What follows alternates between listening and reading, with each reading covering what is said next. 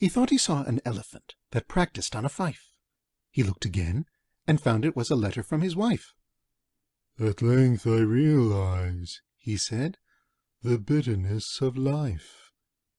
He thought he saw a buffalo upon the chimney-piece. He looked again, and found it was his sister's husband's niece. "Unless you leave this house," he said, "I'll send for the police." He thought he saw a rattlesnake that questioned him in Greek. He looked again, and found it was the middle of next week. "The one thing I regret," he said, "is that it cannot speak." He thought he saw a banker's clerk descending from the bus. He looked again, and found it was a hippopotamus. "If this should stay to dine," he said, "there won't be much for us." He thought he saw a kangaroo that worked a coffee mill. He looked again, and found it was a vegetable pill. "Were I to swallow this," he said, "I should be very ill." He thought he saw a coach and four that stood beside his bed. He looked again, and found it was a bear without a head.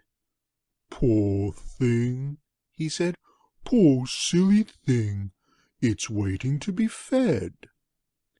He thought he saw an albatross that fluttered round the lamp. He looked again, and found it was a penny postage stamp. "You'd best be getting home," he said, "the nights are very damp." He thought he saw a garden door that opened with a key. He looked again, and found it was a double rule of 3. "And all its mystery," he said, "is as clear as day to me." He thought he saw an argument that proved he was the Pope. He looked again, and found it was a bar of mottled soap.